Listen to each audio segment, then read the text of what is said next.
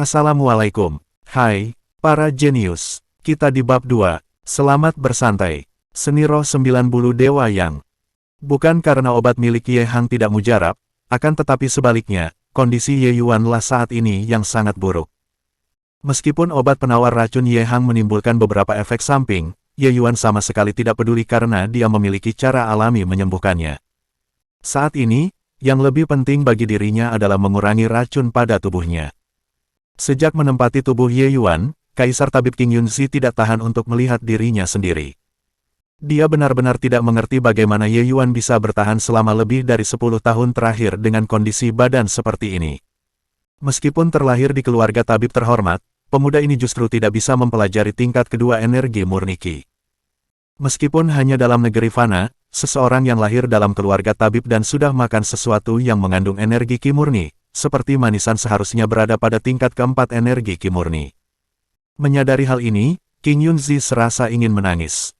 Dengan kondisi seperti ini, tidak heran jika Ye Yuan mati karena tidak dapat bertahan dengan racun yang begitu kuat mengalir di dalam tubuhnya yang lemah ini.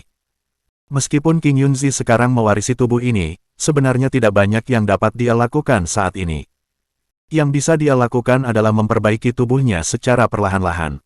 Di mata orang lain, tindakan Ye Yuan menyambar pil itu menunjukkan sifat aslinya. Namun, Ye Hang menyeringai. Aku tahu kamu hanya membual. Kamu telah berhasil membuatku ketakutan tetapi hanya sesaat. Ye Hang menyadari ada sesuatu yang salah. Ia berpikir pasti anak berandalan ini menyelinap dan melihat resep pil atau mendengar para pelayan yang berbicara tentang dia yang sedang menyempurnakan pil penawar racun. Begitulah cara Ye Yuan mengetahui semua detail tentang pil itu. Karena Ye Yuan sudah bisa bercanda, seharusnya tidak ada yang perlu dikhawatirkan dengan kondisinya.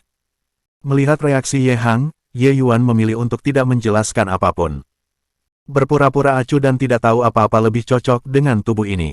Akan lebih baik jika dia mempertahankan sikapnya untuk saat ini. Ayah, Ibu, aku sedikit lelah dan ingin beristirahat untuk saat ini. Ye Yuan ingin beristirahat dan meminta mereka untuk pergi. Yuan, kamu baru saja sembuh dari penyakit yang berat. Tentu saja kamu perlu banyak istirahat. Jika terjadi sesuatu, minta tolonglah pada Lu untuk memberitahu kami. Ren Hongling dan Ye Hang kemudian mengajak yang lainnya untuk keluar dari ruangan. Ye Yuan mulai bermeditasi. Dia mengalirkan energi murni di dalam tubuhnya untuk menyerap efek obat pil penawar racun dan membersihkan racun yang ada di tubuhnya. Akan tetapi, energi murni di tubuhnya sangat sedikit, sehingga ia hanya bisa menyerap sedikit manfaat dari pil tersebut. Ironis, sang tabib kaisar baru saja mendapat kesempatan hidup untuk kedua kalinya setelah selamat dari keracunan, tetapi sekarang dia justru hampir mati karena kesal. Pada akhirnya semua efek pengobatan dari pil penawar racun yang ada di dalam tubuh Ye Yuan terserap ketika hari menjelang fajar.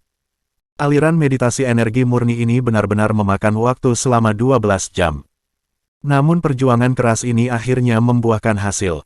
Wajah Ye Yuan saat ini tampaknya jauh lebih baik dan kulitnya terlihat lebih cerah. Racun yang ada di tubuhnya sudah cukup banyak dinetralkan. Jelas, ini bukanlah sesuatu yang luar biasa bagi kondisi Ye Yuan sekarang.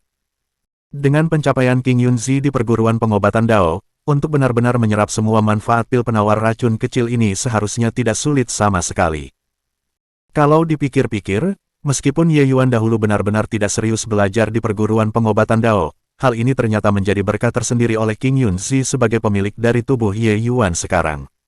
Bagaimana tidak, saat ini, tubuh Ye Yuan lebih mirip dengan selembar kertas kosong. Qing Yunzi bisa bermain-main dengan bebas dan tidak perlu khawatir akan merusak badan Ye Yuan. Seandainya Ye Yuan dahulu berlatih seni bela diri, maka Qing Yunzi sebagai pewaris tubuhnya di masa sekarang harus kembali berlatih seni bela untuk mengembalikan kebugaran badannya. Kondisi ini sedikit menguntungkan buat Qing Yunzi. Hanya saja meskipun racun rumput penghancur usus tidak menyebabkan kerusakan yang parah di tubuh Ye Yuan saat ini, kemanjuran pil penawar racun Ye Hang sebenarnya terbatas. Masih ada sedikit sisa-sisa racun di dalam tubuh Ye Yuan yang merupakan kekurangan dari pil penawar racun ini. Setelah matahari terbit, ia harus dengan segera mendapatkan ramuan herbal yang benar-benar ampuh untuk menetralisir racun yang ada di tubuhnya sehingga Ye Yuan tidak perlu khawatir akan akibat dari sisa racun di tubuhnya di masa yang akan datang. Untungnya, keluarga Ye adalah salah satu keluarga tabib yang memiliki nama baik di negara Qin. Mencari tanaman obat bukanlah perkara susah. Karena masih ada waktu tersisa sebelum matahari terbit, King Yunzi memutuskan untuk menyusun rencana yang tepat untuk diambil setelah kelahirannya kembali sebagai Ye Yuan. Dalam kehidupannya sebelumnya, King Yunzi terobsesi dengan perguruan pengobatan Dao dan agak mengabaikan perguruan bela diri Dao. Kalau saja dia berlatih bela diri, dia akan kuat di depan para pengkhianat itu. King Yunzi mengembangkan seni bela diri untuk menyempurnakan kemampuan meracik obatnya. Selama itu digunakan dengan ukuran yang sesuai, semuanya akan baik-baik saja. Karena ini, ia menjadi ahli obat termuda di kalangan para dewa. Tahun ketika ia menjadi tabib kaisar, ia dipuji oleh semua kalangan dewa suci sebagai sosok yang paling mungkin menjadi dewa tabib dalam ribuan tahun ini. Tidak ada yang berhasil mencapai tingkat dewa tabib kurun waktu tersebut. Namun, semua kehormatan itu telah menjadi masa lalu. Hari ini, tidak ada lagi dewa tabib King Yunzi, yang ada hanyalah pemuda dari kalangan manusia, bernama Ye Yuan yang sekarang sedang melangkah untuk membalas dendam. Karena dia harus membalas dendam terhadap pengkhianat itu, King Yunzi harus rajin berlatih bela diri. Meskipun kemampuan si pengkhianat di perguruan pengobatan Dao sedikit lebih buruk daripada King Yunzi, si pengkhianat tetap tidak dapat diragukan lagi kehebatannya di perguruan bela diri Dao. Ye Yuan saat ini harus berusaha keras agar dapat mengungguli kemampuan si pengkhianat. Pada dasarnya, kekurangan para pemuda dari kalangan bawah di negeri manusia terletak pada kemampuan dasar dan jurus bela diri. Pada ketanyaannya, kemampuan dasar untuk Ye Yuan saat ini memang terbilang rendah, tetapi yang tidak dia miliki adalah kemampuan dalam hal jurus bela diri. Terlepas apakah di kalangan bawah atau kalangan dewa, seorang tabib selalu diperlakukan dengan hormat. Dan lagi, ayah King Yunzi, Zheng Yangzi adalah ahli obat nomor 1 di kalangan dewa dengan jumlah teknik yang dikumpulkan selama bertahun-tahun sampai tak terhitung lagi jumlahnya. Meskipun King Yunzi tidak terlalu serius di perguruan bela diri Dao, tetapi untuk membantunya dalam proses menjadi tabib, ia secara serius mempelajari banyak seni bela diri secara otodidak untuk meningkatkan kemampuannya. Jadi, bukanlah hal yang sulit bagi dirinya untuk menemukan jurus yang tepat. Sambil mengingat-ingat kembali kehidupan sebelumnya, Ye Yuan akhirnya memutuskan untuk mendalami seni bela diri yang disebut seni roh 90 dewa yang sebagai jurus bela diri utamanya. Seni bela diri ini adalah inti dari kalangan dewa yang dikenal sebagai roh bulu Raja Dewa. Tahun itu, untuk memperbaiki posisi ke-9 dalam ilmu pembuatan pil, dia datang untuk memohon kepada ayahnya Zheng Yangzi agar bisa mempelajari jurus ini. Namun, karena gagal untuk mengumpulkan imbalan yang cukup, ia tidak jadi mempelajari jurus itu. Jurus roh bulu Raja Dewa terkenal kejam untuk membuat sang pemilik menjadi tidak terkalahkan dan paling atas di kalangan dewa. Di alam dewa, apapun yang membawa embel-embel kedewaan sangatlah berharga.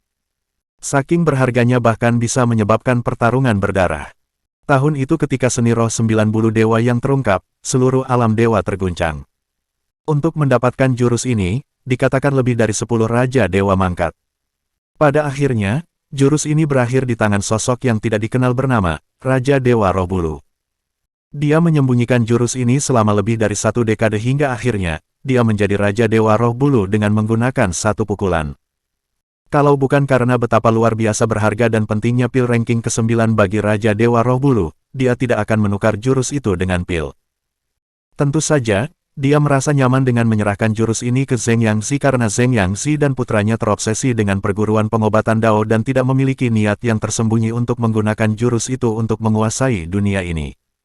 Ye Yuan telah mempelajari sendiri seni roh 90 dewa yang sebelum mendalaminya secara benar. Jejak-jejak energi murni merembes melalui tubuh dan mulai memancarkan cahaya kuning samar. Energi ki murni mungkin tampak tidak penting. Namun, energi ini penting ketika melatih seni bela diri layaknya sebuah gedung pencakar langit yang membutuhkan fondasi kuat di atas tanah.